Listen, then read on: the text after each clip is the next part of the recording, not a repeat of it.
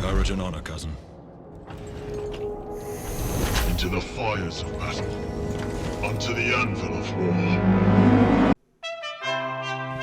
Hello, and welcome to Warhammer 40k's Grim History from Beyond. I'm Zeckthar, and this bonus box will be discussing the Talledus Wars. Now, in the wake of the birth of the Great Rift, the predations of the forces of chaos upon the Imperium intensified.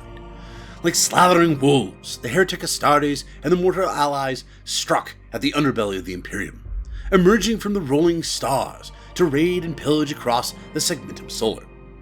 Many of these incursions were directionless and savage, little more than the servants of chaos indulging their base desires for blood and slaughter. Yet, whether they knew it or not, these raiders masked a greater plan, overseen by those who serve the will of the Dark Gods, with a far more insidious agenda. The Word-Bearers Traitor Legion sought to spread their heretic faith into the very heart of humanity's domain. The Sons of Lorgar had foreseen a struggle not only for the territory of the Imperium, but its very spirit. The souls of mortals were the currency over which this war of faith would be fought. Allying with their fellow traitor legions who served chaos undivided, such as the piratical reavers of the Night Lords and the relentless Iron Warriors, the Word-Bearers sought to spread fear and hopelessness far and wide. Through dark ritual, system-wide sacrifice, and terror tactics, they intensified the power of chaos, hoping to break the will of the Imperium's mortal populace. Those who accepted the primacy of the Dark Gods were spared, their collective damnation empowering the spread of corruption.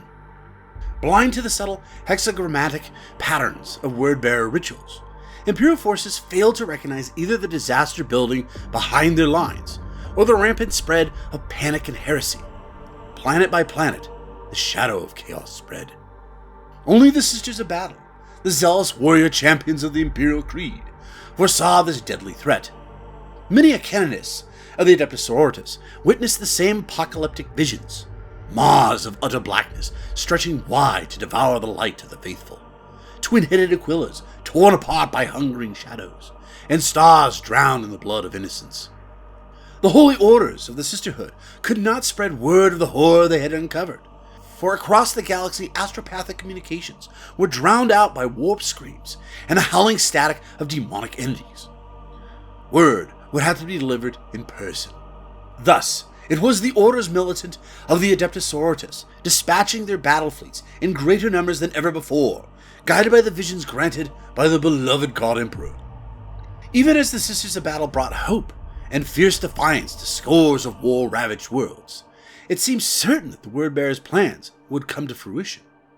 Yet the Sons of Lorgar had not counted upon the new and dramatic phenomenon that began to manifest across those contested planets.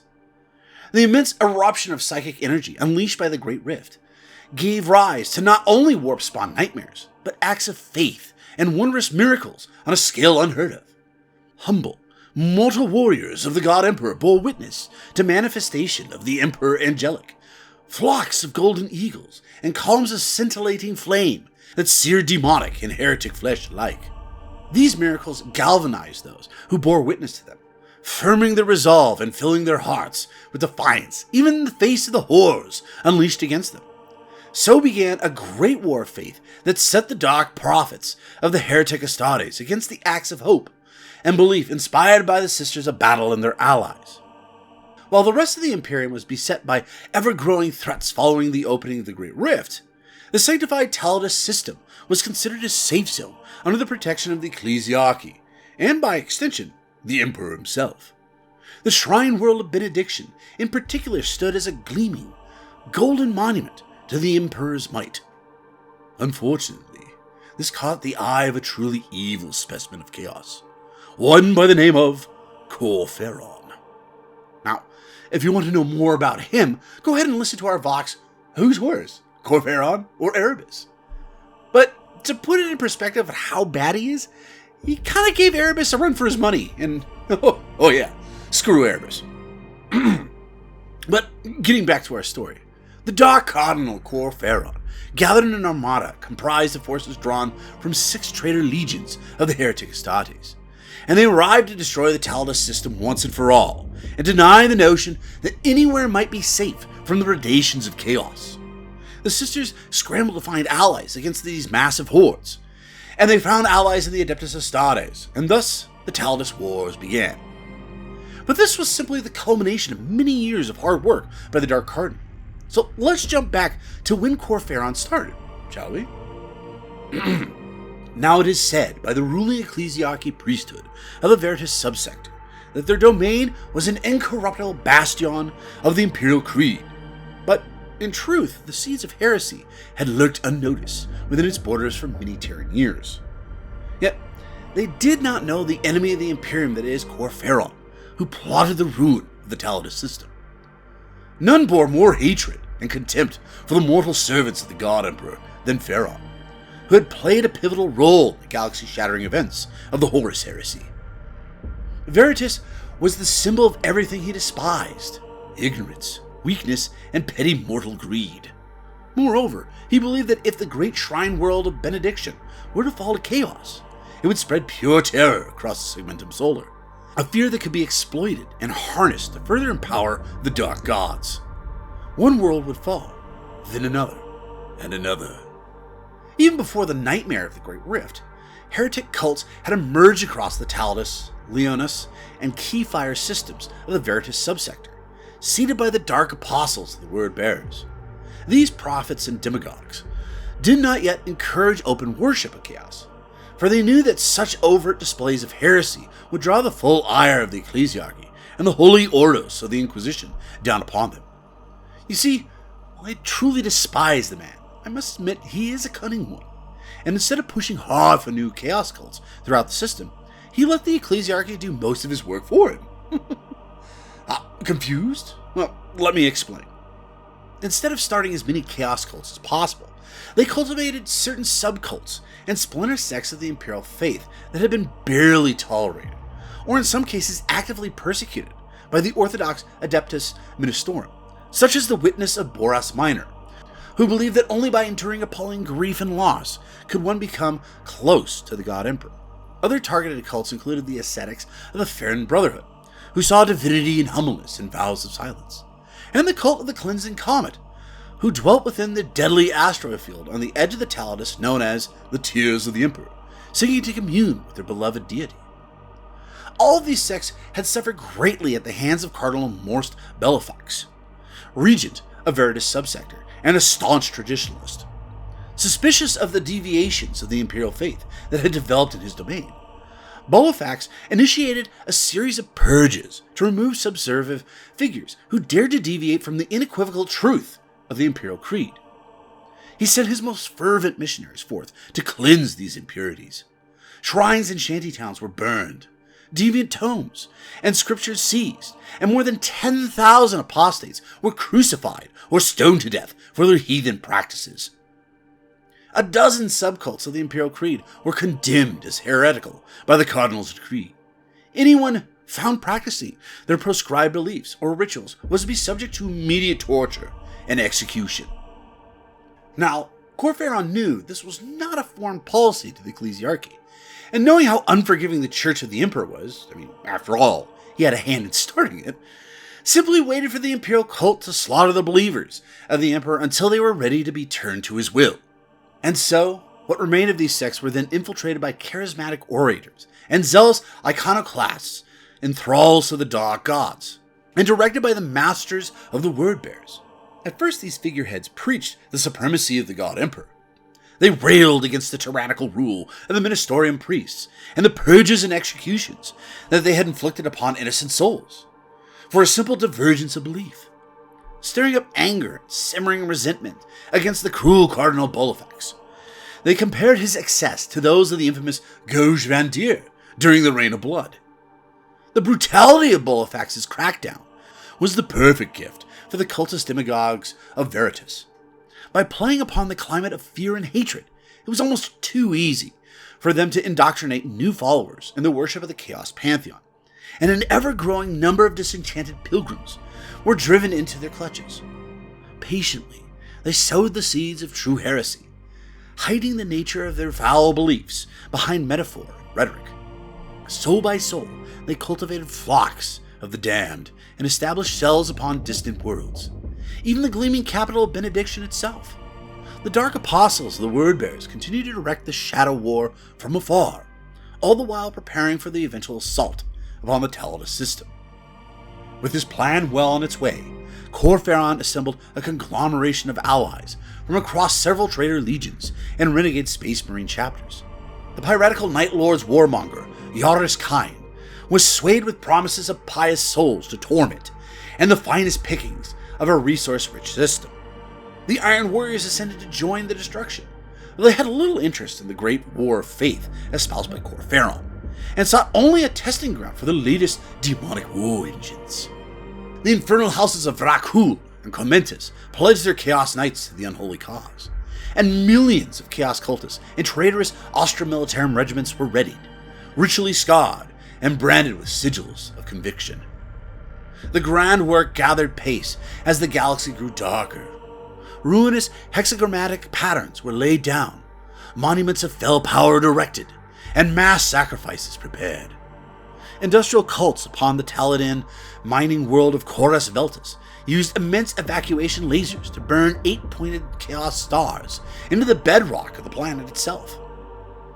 The witness of Boras Minor, now calling themselves the Cult of Loss, slipped into a space lines as satrapal, infiltrating its tightly packed docking arms and smuggling in weapons and improvised explosives as they awaited the moment of their uprising. Chaos cults grew in strength, their numbers swelling daily.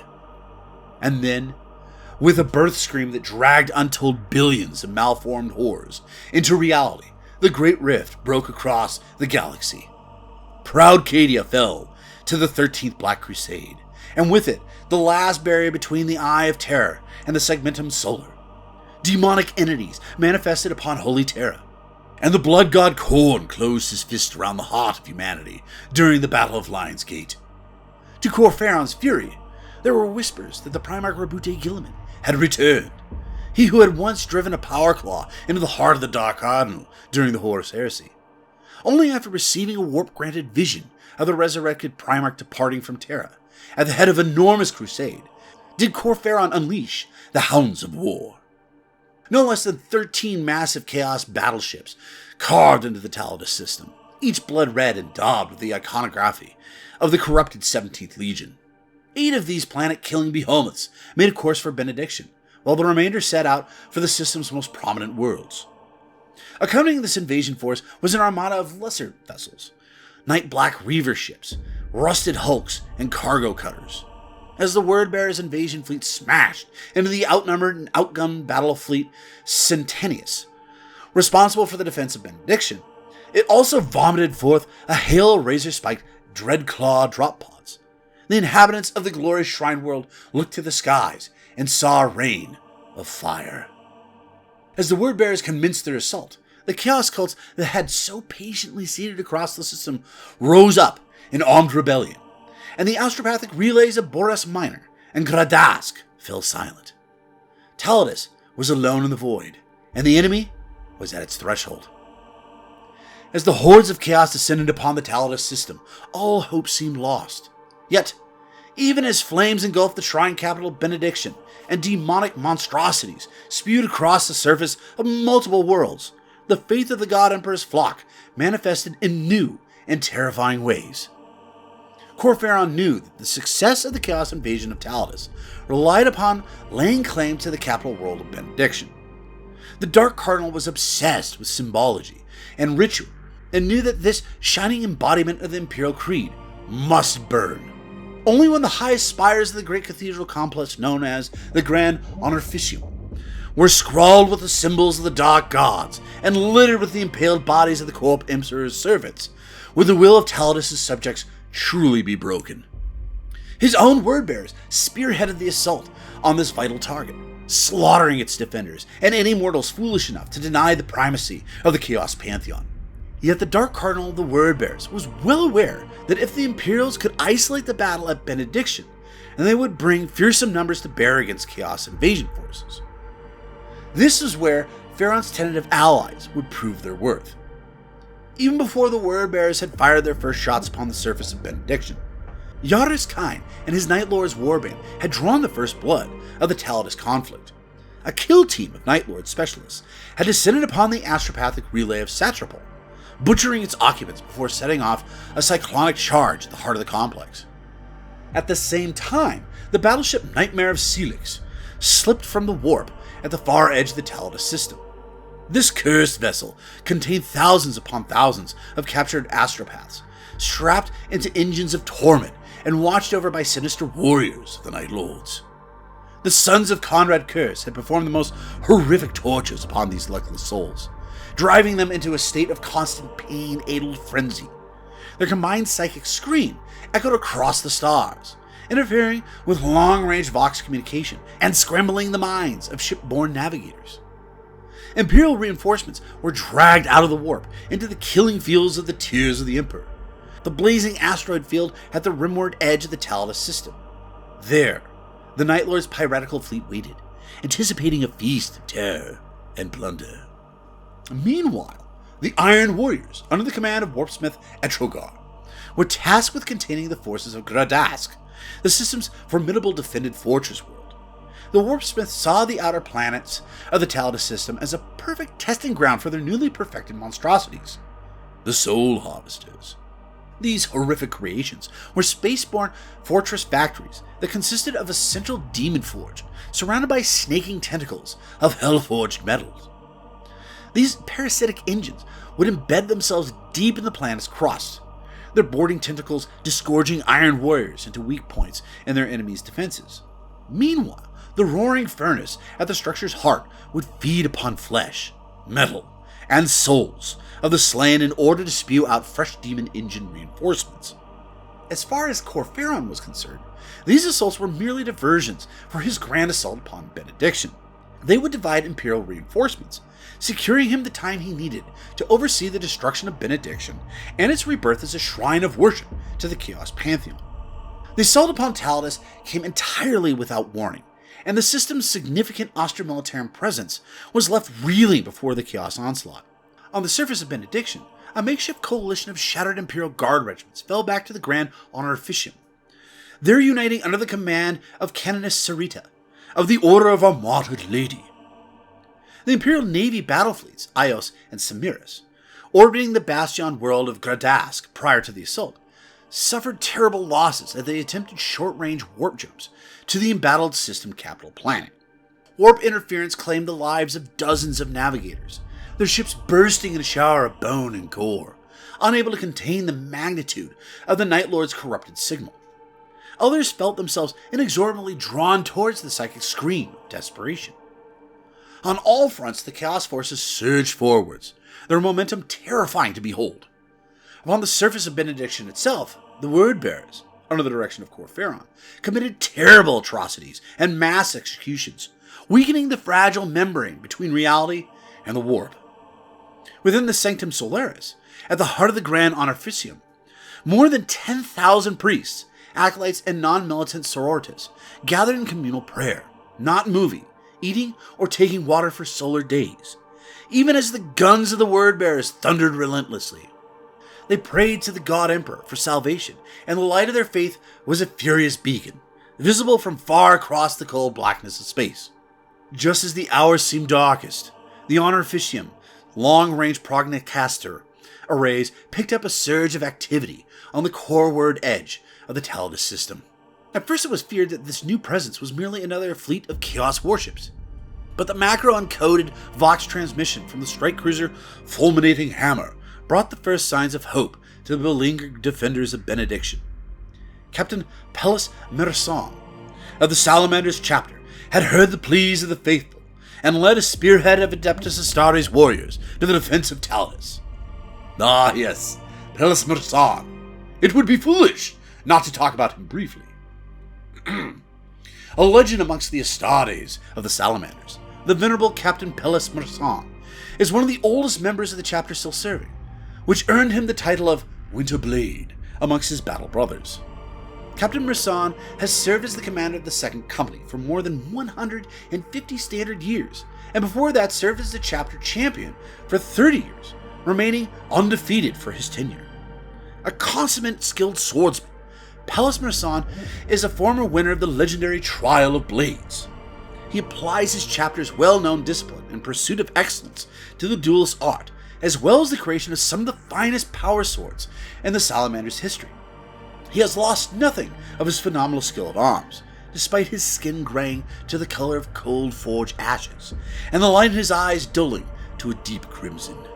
He has tempered the blade of his wisdom to a fine edge through his experiences with countless enemies and innumerable conflicts.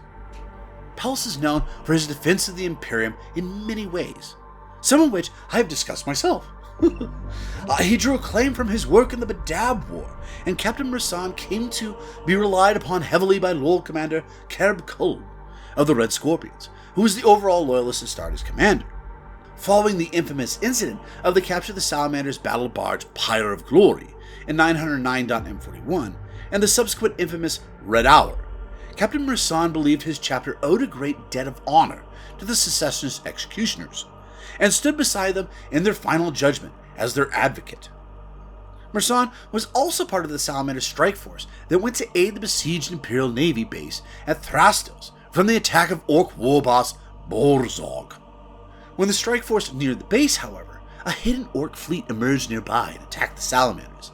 The outnumbered strike force was then forced to fight their way clear of the ambush, but dozens of their battle brothers were slain by the Orcs. Merson is among those Salamanders who survived. He vowed to take revenge against Borzog. Perhaps he was on the hunt for this elusive Orc when he received the distress call from Benediction, but this is just conjecture. What we do know is he came to the need of the system in the nick of time. Meanwhile, at his ritual site on the banks of River Carmine, within an 8-pointed star of chaos made by the bloodied corpse of saints and warriors, Kor Phaeron saw the arrival of the Imperial war fleet. Such a response had been expected, of course, and the appropriate preparations had been made. As far as Phaeron was concerned, it was all the better that the Corpse Emperor's lapdogs were here to witness the brutal fall of Benediction. The word-bearers converged upon the Talladin capital world of Benediction with the full fury of their blasphemous hosts, unleashing hordes of ravening demons and frenzied cultists upon the unprepared shrine world. Yet Benediction was not without formidable champions of its own. The fury of the word-bearers' assault brought terror to the surface of Benediction.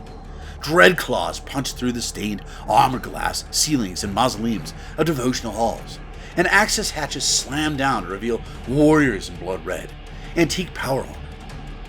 Scraps and parchments scrawled with profane runes dangled from the battle plate, and their eyes blazed with conviction. These killers marched beneath the banners of the dark gods, belling catechisms of hate as their bolters unleashed a hail of devastation upon the world's overwhelmed Austro-Militarum garrisons.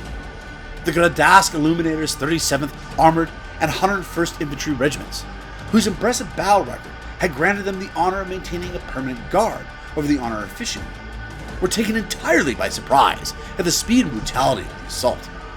Or still, hidden chaos cults emerged to throw themselves upon the defenders, spilling from the planet's underworlds in their millions to join their masters in sacred battle. In little more than half of a solar day, the grounds surrounding the honor officium were in Chaos's hands. Amidst the shattered skeletons of cathedrals and shrines, rituals of mass sacrifice and slaughter were being performed on the industrial scale as the word-bearers sought to draw forth demonic reinforcements. Kor Phaeron himself oversaw these occultic ceremonies, even as batteries of corrupted artillery hurled a ceaseless barrage of warp-laden shells into the Psi-Tech force field that surrounded the honor officium. Captain Merson's dim-eyed company of salamanders was greatly outnumbered by the word-bearer's host. Yet, these were the sons of Vulcan, and they went about their craft with stoic efficiency, clearing a beachhead amidst the Mausoleum complexes and the honor officium's outer grounds with flame-spewing aggressors and devastator centurions. Captain Merson desired to dictate and confine the flow of battle by harrying the main concentration of the enemy, attempting to draw them into diverting their strength to engage the salamanders. In this way, further civilian casualties could be lessened, and the Space Marines could bear the brunt of the assault. However, attempts to reinforce the eastern flank of the Loyalist defenders were driven back by kill packs of possessed heretic Astarte warriors, and fresh surges of Chaos cultists. Kor Phaeron would not take Captain Merson's proffered bait. The Grand Honorificium remained his focus, and with its fall, the Dark Cardinal would deal a mortal blow to the Imperial faith. Although they were sorely pressed, the warriors of the Order of Armata Lady defended the 4 great buildings leading to the heart of the Honorificium with stubborn resolve. Warriors clad in obsidian power armor sang hymnals to the saints of Benediction and to their beloved God Emperor as they fired back against the blasphemous horde. Exorcist tanks sang, unleashing spiraling volleys of sacred rockets that pulverized entire formations of heretic invaders.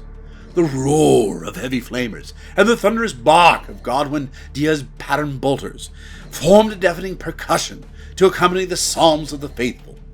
It was a brave and spirited defense, but it would not last. The blood of thousands of flayed ecclesiarchy priests spilled in the crystal waters of the River Carmine as Kor Phaeron's rituals came to a gruesome crescendo. As the river turned crimson, it began to bubble and boil with motion. Hideous shapes crawled from the corrupted waters, wielding brazen blades and howling in savage delight. The River Carmine itself broke in spakes and surged forward towards the side shield of the Grand Honorificium. A tidal wave of superheated gore swallowed hundreds of battle sisters and guardsmen, and turned battle tanks and artillery emplacements alike into an iron slag. The moment it struck the shimmering shield of the Honorificium, the defenses of the great cathedral fizzled and died. The way to the heart of Benediction was open, and Kor Phaeron led his warriors forth with a bellowing praises to the dark gods, they themselves taken aback by the sheer potency of their warpcraft. Breaches in reality tore open by rituals and incantations continued to grow, drawing forth not just hordes of minor demonic entities, but the leathery, bat-winged shapes of greater demons.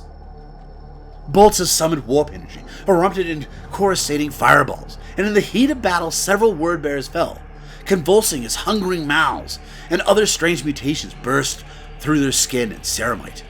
Entire districts of Benediction were overrun, and demons spilled in the halls of the Grand Honorificium itself, where the Sisters of Battle staged a desperate, room-by-room stand. With the collapse of the last bastion between the Word-Bearers and the heart of Benediction, the battle for the capital world of Talledus system seemed decided. Yet Candidace Sarita and her warriors refused to give in to despair. They fought with selfless dedication and fury, striking out with gun butts, blades, and chainswords when ammunition ran dry. Those who looked upon this valorous stand were filled with holy fire. Civilians and cosseted ministers alike took up weapons against the forces of chaos. At first, the word-bearers and their demonic allies laughed at such pitiful defiance. Yet, as the blood of the faithful spilled, spears of golden light broke through the stained armor glass windows of the Honorificium.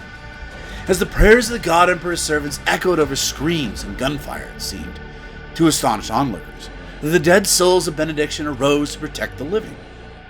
Golden, skull-faced spirits swept forth from ancient tombs and reliquaries, rising high into the heavens to encircle the Grand Honorificium. These manifestations formed a shield of impassable light, a radiant halo that filled the faithful who looked upon it with renewed hope. Demons and heretics that attempted to force their way through this aegis of faith were burned to ash. Even the word-bearers' artillery could not force a breach in this shield, where the golden light of what was later remembered as the Saints' Wall shone. The barrier between reality and the nightmare realm of the warp was remade. Kor Phaeron could only look on in fury as great swaths of demonic armies he had summoned disintegrated back into nothingness, howling in impotent rage as their connection to the material realm was severed. Inspired by the bizarre phenomenon they had just witnessed, Talledus Merson salamanders launched fresh assaults on the advanced formations of the Word-Bearers, breaking through to the bridge over the River Carmine and cutting the heretic force in two. The battle for Benediction had not been decided by any measure, but the momentum of the Word-Bearers' assault had been repelled, and the Grand Honorificium remained in loyalist hands. Still, the Dark Cardinal had no intention of retreating, not with Benediction so nearly in his grasp. Whispers filtered out across the tides of the warp, dark communiques summoning chaos reinforcements to the Talledus Theater. But even as the fighting for Benediction escalated to new heights of savagery, the Iron Warriors drew Imperial reinforcements into a brutal war of attrition on the world of Ghreddask. You see, Warsmith Etrogar of the Iron Warriors had no interest in Kor Phaeron's grand ideological plans for the Talledus system. A ruthlessly practical soul, Etrogar saw the rampant psychic disturbance unleashed by the Great Rift not as a spiritual reawakening, but as an infinite source of power, to be honest. The Warsmith entered Talledus at the helm of the soul harvester Zeckthar. This cephalopodic metal monster was powered by an immense demon forge, a product of the Iron Warriors' darkest experiments and metamorphosis and warp engineering. It would be the first such creation to be tested in battle. With its vast alpine ranges and city-sized citadel fortresses, the fortress world of Ghreddask was the most heavily defended planet in the Talledus system, aside from Benediction itself. Its 7 great hive cities provided billions of souls for the Astra Militarum, and its deep reserves of promethium and super-dense minerals only added to Ghreddask's critical value to the Imperium, making it an irresistible target for Etrogar. The Zeckthar latched onto the surface of Ghreddask like an immense parasite, thrusting pseudopods the size of hab blocks deep into the earth. These snaking tentacles pulverized their way through rock and stone with siege drills and melta cannons before bursting up from the earth within the walls of Ghreddask's citadel fortifications. Heretic Astarte warriors marched forth, unleashing deadly volleys of bolter rounds into their unprepared foes. At the same time, the Chaos Knights of House Commentus lumbered from the gatehouse of Zeckthar, bellowing oaths of destruction as they set upon the armored formation of the Astra Militarum. Now, before we continue, a quick background on these Cornish knights, shall we? The House Commentus arose in the desert world of Matterhorn and developed a culture in which the predatory creatures that stalked the mountainous dunes were revered as hunting companions. Nobles trade for their ritual becoming by setting out into the sandy wastes without food, water, or weapons in pursuit of the Matterhorn beasts. Only after subduing one of these creatures, such as the savage Vrat or the winged vulturess, would they return to the safety of their keeps. The nobles believed these animals served as eternal spiritual guides, and so the nature of the beast an aspirant capture determined the nature of the knight's suit to which they would be bonded. When Matterhorn was discovered by the Imperium during the Great Crusade, its indigenous fauna was quickly wiped out.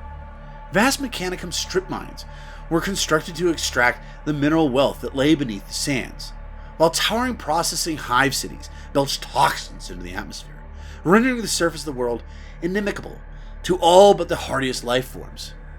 Now, despite this, the Commentus Knights pledged themselves to the Omnissiah and fought boldly for the Imperium throughout the Horus Heresy.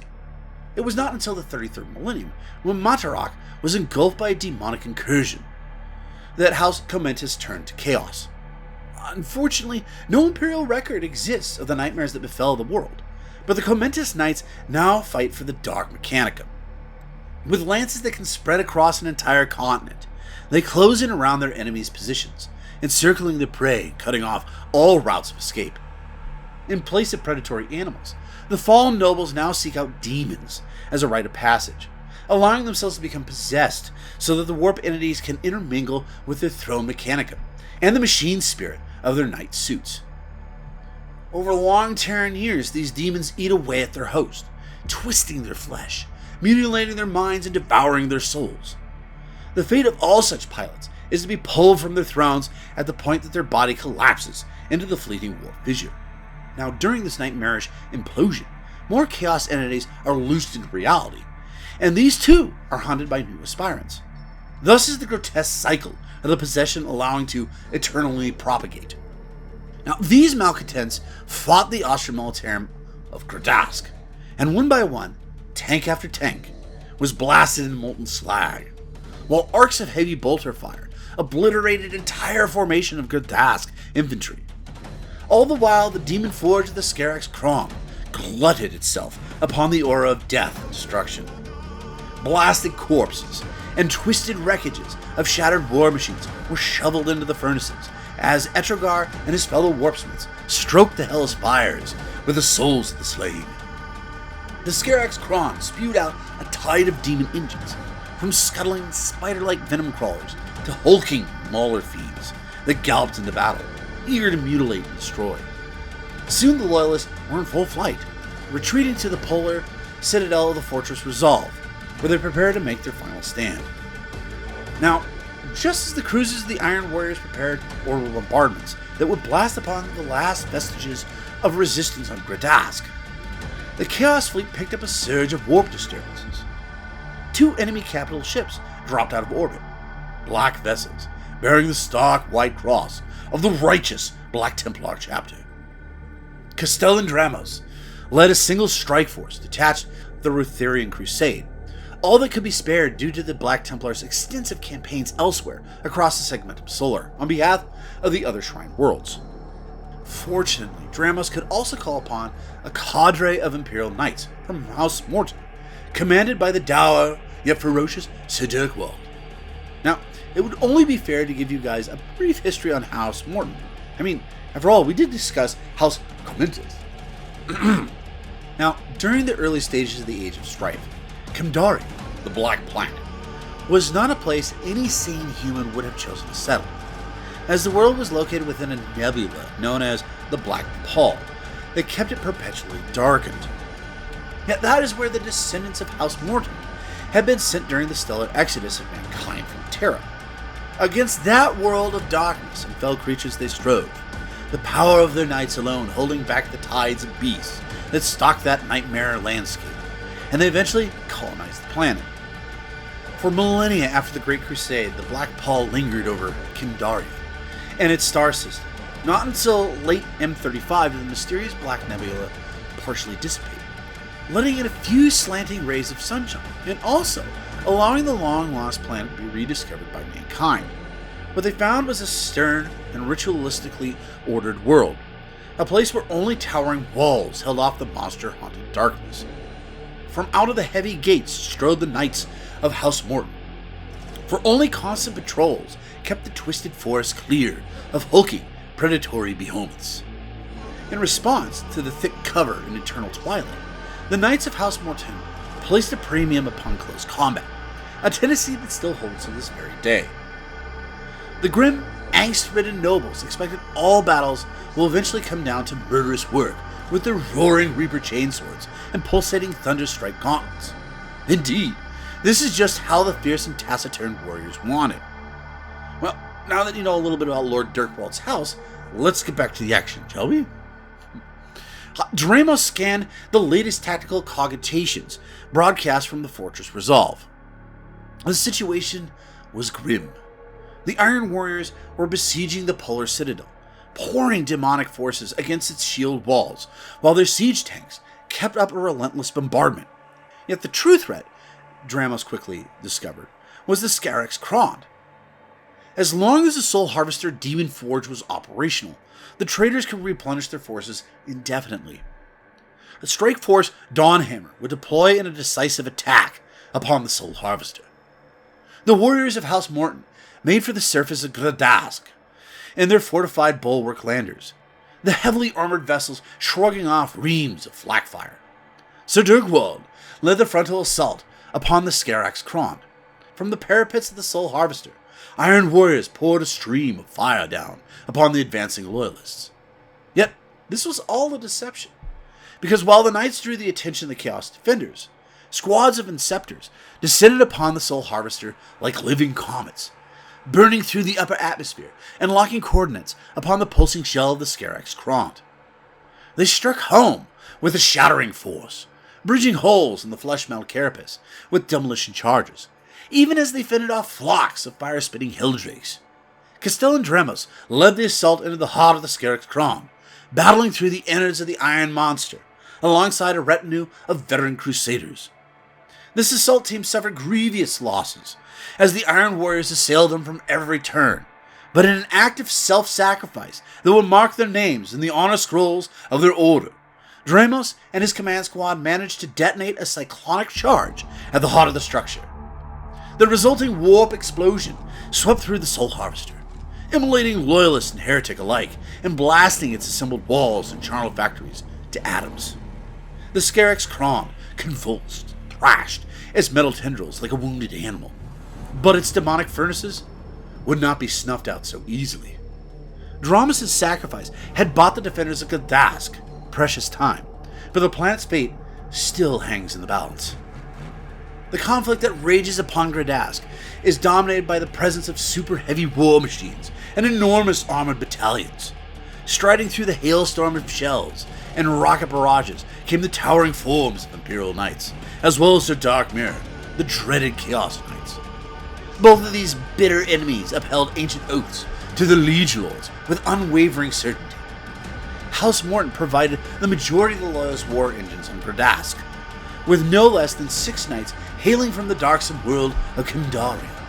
They proved invaluable in the battle against the demon engines of the Scorax Kron, corralling the twisted abominations with fleet armigers before tearing them apart with Reaper chainswords and Thunderstrike gauntlets. Warsmith Etrogar had forged pacts with houses Cometus and Vrakul, both of whom were sworn to serve the Dark Mechanica, an unholy chaos-corrupted counterpart of the Adeptus Mechanicus. The war machines of Vrakul belched acidic vapors from vents and exhaust ports. A pall of chemical smog wreathed them in battle, dissolving the flesh and armor of anything that strayed within its bounds. The warriors of Cometus took cruel delight in chasing down and brutalizing wounded and damaged Imperial Knights. Both houses favored the rush and crash of close combat, a craving that the loyalist nobles of House Morton were only too glad to accommodate. Ghreddask shook to the impact of the Titan-killing weaponry as these two ancient foes dueled, prepared to fight to the bitter end. Now, while both the Word-Bearers and the Iron Warriors were trying to take Benediction in Ghreddask, the pirate Yaris Kine had a more profitable ideas, one that involved a booty. You see, the Night Lords had found rich pickings amidst the Talledus asteroid field known as the Tears of Emperor.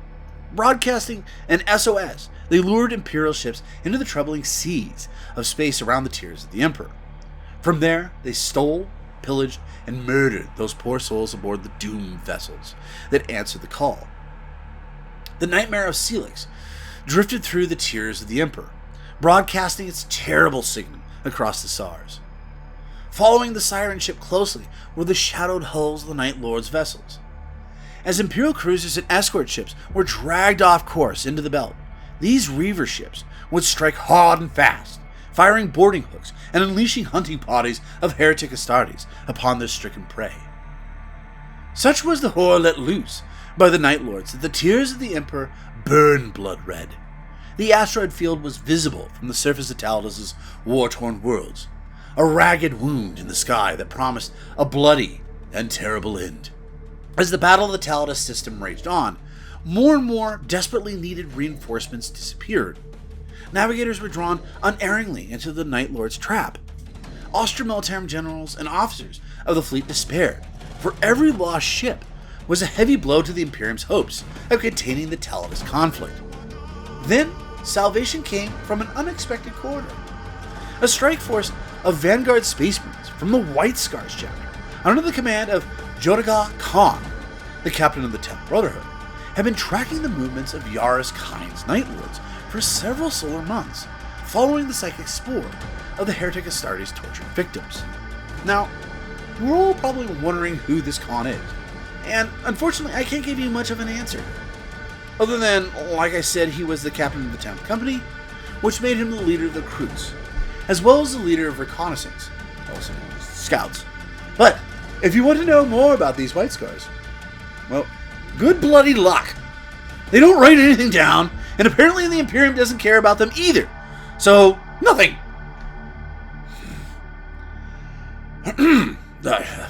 Sorry, where was I? Oh, yes. The White Scars had witnessed firsthand the trial of horror that the heretic Astartes had left in their wake, and the revulsions of the depravity of their fallen brethren was absolute. The Khan's stealth cruisers followed the flight of the Nightmare of Celix straight to Talledus and to the Tears of the Emperor. There, the Khan and his battle brothers found a graveyard of torn and twisted vessels, orbited by flayed, vacuum-frozen corpses, still wearing expressions of agony. There was no sign of the siren ship itself, but the sudden shriek of proximity sensors revealed a host of incoming vessels, dagger-shaped Night Lords strike craft raging towards them at full speed. The resulting void battle was swift and brutal. The smaller Night Lords force had approached under the cover of drifting asteroids, and was upon the White Scars before the Space Marines could bring their lance batteries to bear. The cruiser Thunderstorm was boarded by several kill packs of Raptors, who wreaked terrible carnage upon the crew and sabotaged several motive systems before being driven off by squads of White Scar infiltrators. As soon as the tide of battle turned, the Night Lords' vessels slipped back into the impervious cover of the asteroid field. The Night Lords had turned the Tears of the Emperor into their own hellish playground, mastering the deadly, shifting battleground and turning it against their foes. This caused a problem for the White Scars. Not only did they have a problem with the Night Lord pirates, but planetoids laced with cyclonic charges and astropathic signals that drew the White Scars into pre-prepared killing zones by said pirates. Only the multi-spectrum precognization arrays of the White Scars' stealth cruisers allowed them to navigate a path through the haunted darkness. So began a shadow war of escalating brutality, as the warriors of Chagoris sought to track down their hated foes through the maelstrom of blazing rocks and ruined spaceships. The Night Lords had spared the lives of the navigators from these gutted vessels, though the survivors found themselves subject to far worse fate than death. Wanting for information, the Night Lords tortured these poor navigators. Hoping for information, yet not expecting it, they flayed, agonized, and kept alive with warp magic the navigators. How they howled their torment and pain into the void. As a secondary objective, these screams were disruptive, psychic screams obscuring the siren signal broadcast by the Nightmare of Celix, rendering it all but impossible to discern the ship's exact location. Each of these lures was an ambush site guarded by kill packs of Night Lords Raptors, Chaos Space Marines, and Demon Engines.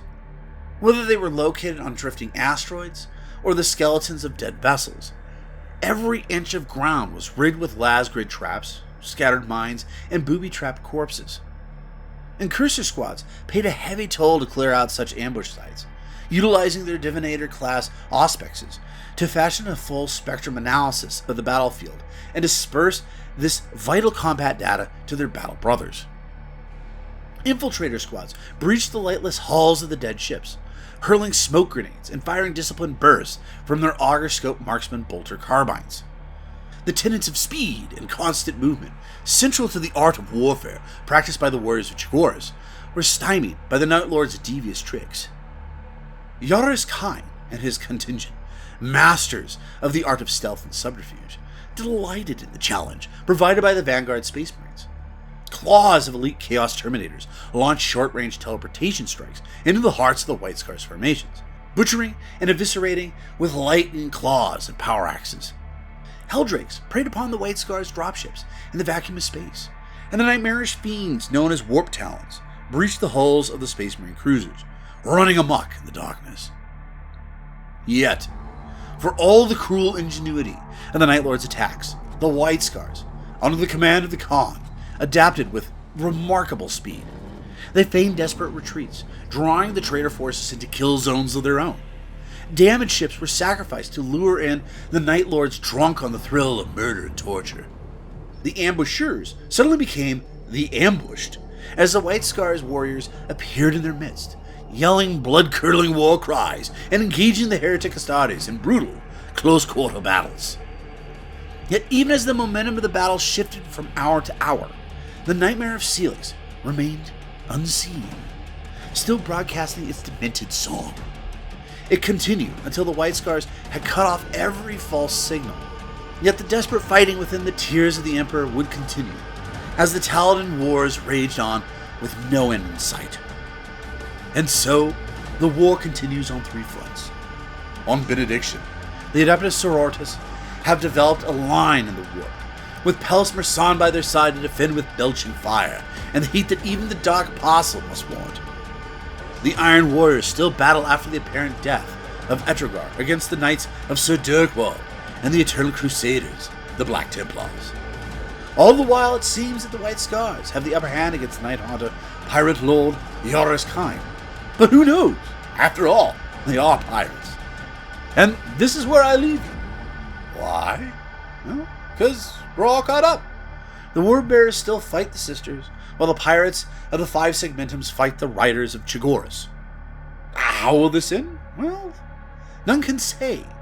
Yet I can tell you this. Whoever wins this great war will have won either a great victory for the Adominus Crusade or a great defeat. Why? Well, that, my friends, is another story. Until then, we are out of time for today. But for those of you who enjoy our little show, could you please be so kind as to push that subscribe, like, or follow button? And if you wish to help us expand our work on 40k lore, by all means, support us by joining our membership program on our YouTube channel, Tales of Ashraka. Right now we have 4, but we could use more. Oh, and don't forget to purchase the Jotunice, sold wherever ebooks are sold. But most importantly, have a great day. And until next time, this is Zeckthar, signing off.